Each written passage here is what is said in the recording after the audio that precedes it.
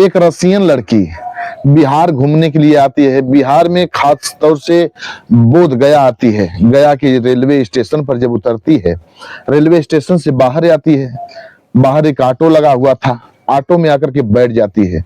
उस ऑटो को जो लड़का चला रहा होता है, वह लड़की इस लड़के से बात करती है। यह लड़का इंग्लिश में जवाब देता है। वह लड़की काफी प्रभावित होती है। वह लड़की इस लड़के के साथ हर जगह घूमती है, टहलती है। वह लड़का घुमाता है, टहलाता है। धीरे धीरे इन दोनों में मोहब्बत हो जाती है। वह लड़की इस लड़के से फिजिकल रिलेशन भी बनाने लगती है। फिर एक दिन वह लड़की इस लड़के को लेकर के रसिया जाती है, अपने घर जाती है। अपने घर जाने के बाद इस लड़के के साथ जो करती है, आप सब सुन करके हैरान रह जाएंगे। नमस्कार, प्रणाम। हम अजीत यादव शेरा भाई, हमारे इस चैनल में आप सबका बहुत बहुत स्वागत है। अगर आप लोग हमारे इस चैनल को सब्सक्राइब नहीं किए हो तो आप सबसे निवेदन है कि आप लोग हमारे इस चैनल को सब्सक्राइब करें, लाइक करें, कमेंट करें, और कहानी अच्छी लगे तो इसको शेयर जरूर करना। बड़ी इंटरेस्टिंग कहानी है। जैसे जैसे इस कहानी को आप लोग आगे सुनते जाएंगे, वैसे ही कहानी इंटरेस्टिंग होती जाएगी। इस कहानी को आप लोग पूरा सुनिएगा। अब कहानी शुरू होती है। यह कहानी शुरू होती है बिहार प्रांत से। यही एक जिला पड़ता है, बोध गया। गया जिला में रेलवे जंक्शन है। उसी रेलवे जंक्शन पर एक लड़की उतरती है, रसिया की रहने वाली होती है। उसका नाम अलीना होता है। अलीना उस रेलवे जंक्शन पर जब उतरती है, रेलवे जंक्शन से बाहर निकलती है। बाहर जब निकलती है तो वहां के रोड पर ऑटो लगा हुआ था। उसी ऑटो में वह लड़की आकर के बैठ जाती है। जब ऑटो में आकर के बैठ जाती है, तब जो ऑटो चला रहा होता है लड़का, उसका नाम मुन्ना लाल होता है। मुन्ना लाल के पिता का नाम धनपत राम होता है और उसकी माता का नाम कविता देवी होता है। मुन्ना लाल का एक छोटा भाई होता है जिसका नाम मोहित होता है। पूरा परिवार बड़ा ही संपन्न था। मुन्ना जब ग्रेजुएशन कर लिया तो अपने पिता से कह करके ऑटो निकलवा लेता है और वहीं गया के जंक्शन पर, रेलवे स्टेशन पर ऑटो चलाने लगता है। यात्रियों को जगह जगह पहुंचाता था, पैसा कमा रहा था। तभी जब यह लड़की बैठती है, रसियन लड़की अलीना, यह लड़की इस लड़के से इसका नाम पूछती है, मुन्ना से। मुन्ना अपना नाम बताता है। वो भी लड़की इंग्लिश में पूछती है, ये इंग्लिश में जवाब देता है।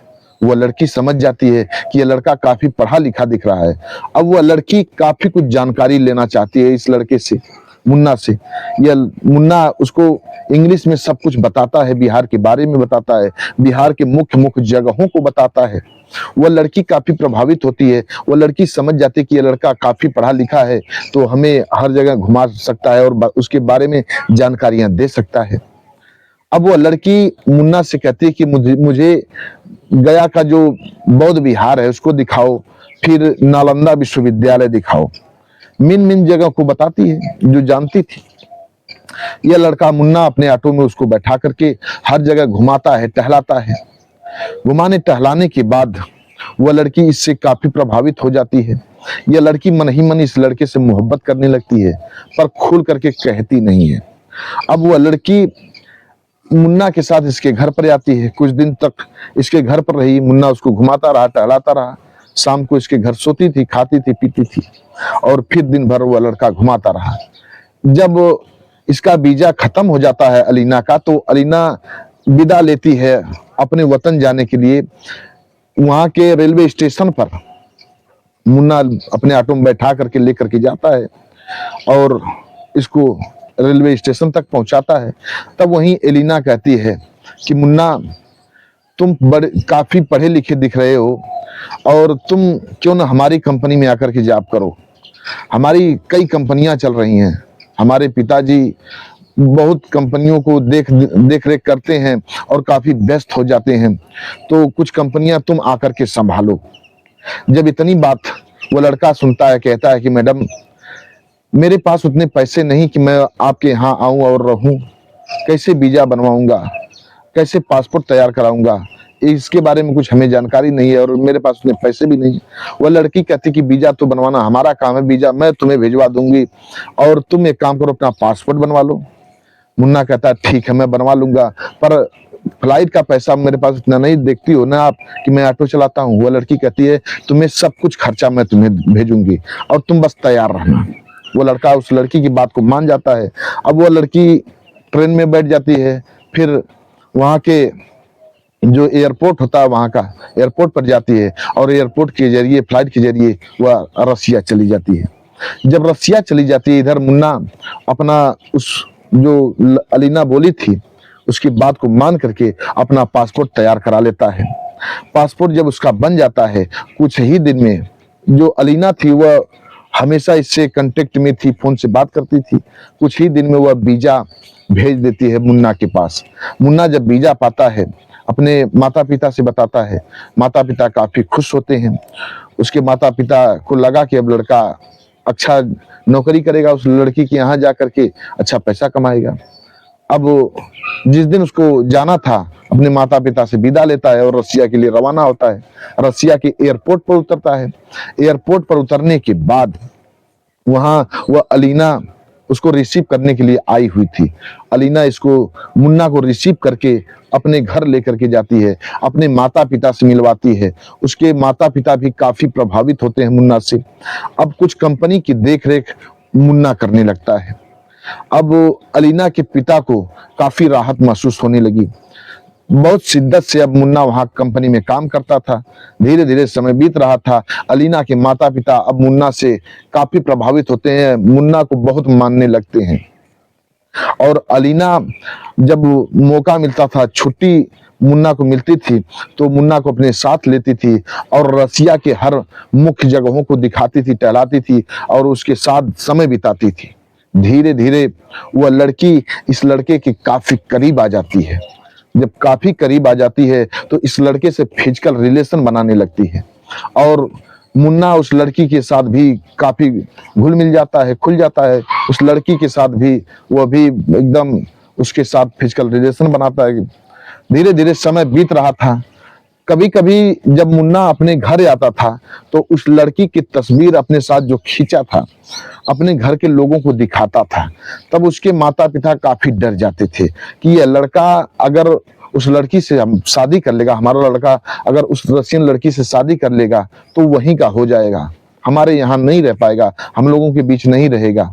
काफी लोग चिंतित होते हैं लेकिन कुछ कह नहीं पाते हैं। अब एक बार जब मुन्ना पुनः उस लड़की के घर गया अपनी जॉब करने के लिए तो कई साल बाद अपने घर लौटा। उसके माता पिता काफी डर चुके थे कि वह लड़की अपने प्रेम जाल में इसको फंसा चुकी है, लेकिन फिर भी नहीं बोल पाते हैं। बस केवल कुछ बातों के जरिए इशारा इशारा में समझाना चाहते हैं, लेकिन वह लड़का कुछ समझ नहीं पाता है, फिर जाता है। अब धीरे धीरे उसको गए हुए करीब करीब 5 साल का समय बीत जाता है। जब 5 साल का समय बीत जाता है, अब इधर जो मुन्ना के माता पिता थे काफी घबराने लगते हैं। उन्हें लगा कि अब हमारा लड़का नहीं आएगा, अब उस लड़की के प्यार के जाल में फंस चुका है, अब उस लड़की का हो चुका है, अब वहीं का हो जाएगा। एक रोज मुन्ना के पिता धनपत राम जी अपनी बीमारी का बहाना करके अपने बेटे को घर बुला लेते हैं। वह लड़का आनंद फानन में अपने घर आता है। जब घर आता है देखता है तो उसके पिता काफी स्वस्थ हैं, ठीक हैं, चल फिर रहे हैं। वह पूछता है अपने पिता से, तब उसके पिताजी कहते हैं कि बेटा मैं बिल्कुल डर चुका था कि तुम्हें गए हुए करीब करीब 5 साल का समय बीत गया और तुम जल्दी घर नहीं आ रहे थे, तो हमें लगा कि वह लड़की तुम्हें अपने प्यार के जाल में फंसा चुकी है, इसीलिए मैंने तुम्हें बीमारी का बहाना करके घर बुलाया। अब तुम आ ही गए हो तो तुम्हारी शादी होगी और शादी होने के बाद अगर तुम जाना चाहो तो जाओ, अन्यथा मत जाओ, मेरी राय मानो तो मत जाओ। जब इतनी बात वो लड़का सुनता है, कहता है पिताजी मैं उस लड़की से मोहब्बत करता हूँ, मैं शादी नहीं कर सकता। और रही बात जाने की न जाने की, तो मैं जाऊंगा, वहां जाऊंगा और मैं यहाँ समय समय पर आता रहूंगा। जब इतनी बात उसके पिताजी सुनते हैं तब कहते हैं कि बेटा अगर तुम शादी नहीं करोगे तो तुम्हें वहां जाना भी नहीं है। अब उसके पिताजी जीत कर बैठते हैं, यह लड़का भी जीत कर बैठता है। तब उसके पिताजी दौड़ करके अपने कमरे के अंदर जाते हैं और कहते हैं कि मैं जा रहा हूं कमरे के अंदर और आत्महत्या कर लूंगा। जब अंदर से कमरा बंद कर लेते हैं, दरवाजा बंद कर लेते हैं, तब वह लड़का काफी डर जाता है। अपने पिताजी को काफी रिक्वेस्ट करता है, मनाता है, समझाता है, बुझाता है, कहता है पिताजी आप बाहर आइए, अब मैं नहीं जाऊंगा। जब इतनी बात उसके पिताजी सुनते हैं तब बाहर आते हैं। अब वह लड़का काफी चिंतित रहा करता था। धीरे धीरे उसको 1 महीने का समय बीत जाता है घर पर। अब वहां अलीना भी काफी चिंतित रहने लगती है। अब फोन से वह लड़की बात करती जब मुन्ना से, तो मुन्ना कहता कि मैं अब यहाँ नहीं आऊंगा, मेरे पिताजी मुझको नहीं जाने दे रहे हैं। जब इतनी बात वह लड़की सुनती है, रोने लगती है। वह लड़की काफी चिंतित होती है। इसके प्यार में इतनी पागल थी कि वह अलीना एक रोज अपने घर से निकल देती है और मुन्ना के घर आ जाती है। जब मुन्ना के घर आती है, तब मुन्ना के माता पिता उस लड़की को काफी डांटने लगते हैं, फटकारने लगते हैं और उसको वहां से भगाने लगते हैं घर से। तभी ये जो मुन्ना था, वो लड़की बात समझ नहीं पाती है। भोजपुरी में लोग बात कर रहे थे और डांट रहे थे। अब वह लड़की मुन्ना से जब पूछती है, तब मुन्ना सारी बात बताता है कि ये लोग तुम्हें यहाँ से भगा रहे हैं। इन लोगों का कहना है कि तुम मेरे बेटे को अपने साथ लेकर के जाओगी और मेरा बेटा वहीं रह जाएगा, हम लोगों के पास नहीं रहेगा। जब इतनी बात वह लड़की सुनती है, तो मुन्ना को अखबार में समेट करके रोने लगती है और सरेआम मुन्ना को किस करने लगती है, मारे मोहब्बत बस किस करने लगती है। जब मुन्ना को किस करने लगती है, तब मुन्ना के माता पिता देखते हैं तो उन्हें लगा कि यह लड़की काफी निर्लज है, इसको जरा सी भी लज्जा नहीं आ रही है, हम लोगों के सामने हमारे बेटे को किस कर रही है। अब जो मुन्ना के पिताजी थे, उस लड़की को काफी गालियां देने लगते हैं और मुन्ना से कहते हैं जितना जल्दी हो सके इस लड़की को यहाँ से भगा दो। जब इतनी बात मुन्ना सुनता है, कहता है कि पिताजी अब यह लड़की आ चुकी है तो मैं इसको भगाऊंगा नहीं। यह लड़की हमारे प्यार में वहां से आई है, अपना घर छोड़ करके यहाँ आई है हमें ढूंढने के लिए, हमें अपने साथ ले जाने के लिए, तो मैं इसको ऐसे नहीं जाने दूंगा, अब मैं इसके साथ जाऊंगा। जब इतनी बात धनपत राम जी सुनते हैं, तब अपने गांव के मुखिया जी को बुलाते हैं, गांव के कुछ मानिंद लोगों को बुलाते हैं अपने बेटे को समझाने के लिए। जब मुखिया जी आते हैं, गांव के कुछ मानिंद लोग आते हैं, तब धनपत राम जी सरेआम अपने बेटे की शिकायत करने लगते हैं। कहते हैं कि देखो हमारा बेटा इस लड़की के प्यार में पागल हो चुका है, ये लड़की तो निर्लज है, सरेआम हमारे लड़के को किस कर रही है और जरा सी भी इसको लज्जा नहीं आ रही है, हम लोगों के सामने किस कर रही है। इसको ये भी पता नहीं कि मैं इसके माता पिता लगते हैं हम लोग। जब इतनी बात मुखिया जी सुनते हैं, मुखिया जी पढ़े लिखे थे, काफी पढ़े लिखे। मुखिया जी कहते हैं कि देखिए धनपत जी, यह लड़की अपना वतन छोड़ करके आपके बेटे के पास आई है और इससे मोहब्बत करती है, बेपनाह मोहब्बत करती है। क्या वहां लड़के नहीं है? क्या वह देश लड़का जो लड़कों से खाली हो चुका है, वहां ऐसे लड़के नहीं मिलेंगे? लेकिन आपके लड़के से इतनी मोहब्बत करती है यह लड़की कि वहां से यहाँ चली आई, करोड़ों की संपत्ति है इसके पास और तुम्हारे पास क्या है? लेकिन केवल मोहब्बत इसको यहाँ खींच लाई। आप समझ नहीं रहे हो, इन लोगों का कल्चर है। ये लोग अपने माता पिता के सामने ही किस करते हैं, शर्माते नहीं हैं। ये जिनसे मोहब्बत करते हैं उसी को किस करते हैं, दूसरे से नहीं। खूब समझाते हैं, कहते हैं कि जाने दो इसको, अपने बेटे को इसको साथ जाने दो, समय समय पर आप लोगों की देख रेख करने के लिए, आप लोगों की मदद करने के लिए आता रहेगा, पर इस लड़की का साथ मत छुड़वाओ। जब इतनी बात धनपत राम जी सुनते हैं मुखिया जी के द्वारा, तो समझ जाते हैं। इसकी मुन्ना की माँ भी समझ जाती हैं। धनपत राम जी कहते हैं ठीक है, जब आप कहते हैं तो मैं जाने देता हूं, लेकिन इससे वादा करवाओ कि ये समय समय पर घर आता रहेगा।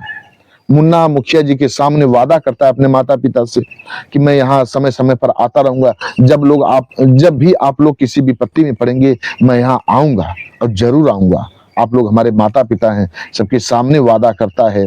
फिर इसके बाद उस लड़की अलीना के साथ वह मुन्ना उसके घर जाता है और उसकी कंपनी की देख रेख करने लगता है और वहीं के कोर्ट में शादी करता है। शादी करने के बाद वहीं रहने लगता है, समय समय पर अपने घर आता था। कुछ ही दिन में उसकी बीबी अलीना एक बच्चे को जन्म देती है। लड़का बड़ा ही खूबसूरत था, उसका नाम सौरभ कुमार रखा जाता है। सौरभ बेहद खूबसूरत। सभी लोग हंसी खुशी से रहने लगते हैं। मुन्ना अपने माता पिता से समय समय पर मिलने आया करता था, अपने बच्चे को घुमाने टहलाने लेकर के आता था, अलीना को घुमाने टहलाने लेकर के आता था और अपना हंसी खुशी से जीवन बिताने लगता है। सभी लोग हंसी खुशी से रहने लगते हैं, घर पर पैसा भेजता है, सभी लोग खुशहाल थे। बस आज की कहानी इतने तक। कहानी कैसी लगी आप लोग कमेंट बॉक्स में बताइएगा। हमारे कुछ व्यूअर हैं जो कि अपना नाम बुलवाने के लिए अपील किए थे। एक हैं ब्रोजेंद्रो सिंह जी जो कि मणिपुर के रहने वाले हैं, ये हमारी हर कहानियों को सुनते हैं, बेहद पसंद करते हैं। डॉक्टर राकेश सैनी जी हैं जो कि बिजनौर के रहने वाले हैं, ये भी हमारी हर कहानियों को सुनते हैं, बेहद पसंद करते हैं। राव मोहम्मद यासीन जी हैं, ये लाहौर पाकिस्तान के रहने वाले हैं, ये भी हमारी हर कहानियों को सुनते हैं, बेहद पसंद करते हैं। श्रवण मौर्य जी हैं जो कच्छ गुजरात के रहने वाले हैं, ये भी हमारी हर कहानियों को सुनते हैं और पसंद करते हैं। आप लोग भी अपना नाम बुलवाना चाहते हैं तो कमेंट बॉक्स में अपना नाम दीजिए, एड्रेस बता दीजिए। इन्हीं लोगों की तरह आप लोगों का भी बारी बारी से नाम लिया जाएगा। कहानी कैसी लगी कमेंट बॉक्स में बताइएगा। मिलते हैं अगले एपिसोड में किसी एक नई कहानी के साथ, इंटरेस्टिंग कहानी के साथ। तब तक के लिए नमस्कार।